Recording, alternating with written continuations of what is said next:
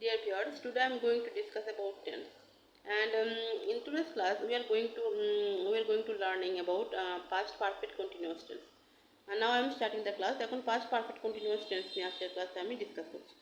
past perfect continuous tense এর ইংরেজি গঠন বা স্ট্রাকচারটি হলো সাবজেক্টের পর had been, subject plus had been, মূল ভার্বের প্রেজেন্ট ফর্মের সাথে ING plus object, subject plus had been, মূল ভার্বের প্রেজেন্ট ফর্মের সাথে আইএনজি প্লাস অবজেক্ট। তাহলে পাস্ট পারফেক্ট টেন্সের ইংরেজি স্ট্রাকচারটি গঠনটি আমরা জেনে নিলাম। এখন এই স্ট্রাকচারটি ব্যবহার করে আমি কয়েকটি সেন্টেন্স চেঞ্জ করে কয়েকটি উদাহরণ দিয়ে বুঝিয়ে দেওয়ার চেষ্টা করছি। যেমন I I visit the market, অথবা I visit my friends house, I visit my friends house. এই সেন্টেন্সটিকে যখন আমি পাস্ট পারফেক্ট কন্টিনিউয়াস টেন্স করবো তাহলে হবে I had been visiting my friends house, I had been visiting my friends house. একটি sentence যেমন they play cricket, they play cricket, they had been playing cricket, they had been playing cricket.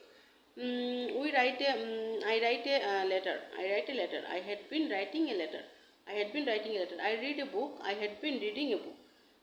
She eats rice, she had been eating rice, she had been eating rice. তাহলে যে স্ট্রাকচারটি রয়েছে সাবজেক্টের পর subject plus had been, মূল ভার্বের present ফর্মের সাথে ING plus object, এই স্ট্রাকচারটি ব্যবহার করে আমি সেন্টেন্সগুলোকে চেঞ্জ করতে পেরেছি। আরেকটি সেন্টেন্স যেমন মাদার কুকস রাইস, তাহলে হবে mother had been cooking rice.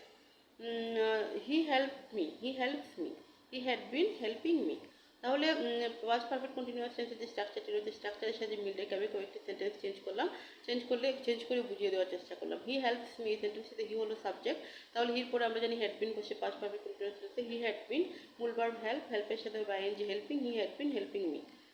অথবা এরকম হতে পারে I go to school, I had been going to school.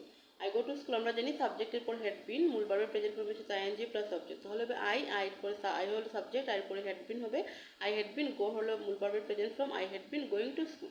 তাহলে পাস্ট পারফেক্ট কন্টিনিউয়াস টেন্সের স্ট্রাকচারটি আশা করি বোঝাতে পেরেছি এবং কয়েকটি সেন্টেন্স চেঞ্জ করে উদাহরণের মাধ্যমে বুঝিয়ে দিয়ে আশা করি বোঝাতে পেরেছি। তাহলে যদি ক্লাসটি ভালো লাগে অবশ্যই লাইক করবেন, শেয়ার করবেন, কমেন্টে জানাবেন।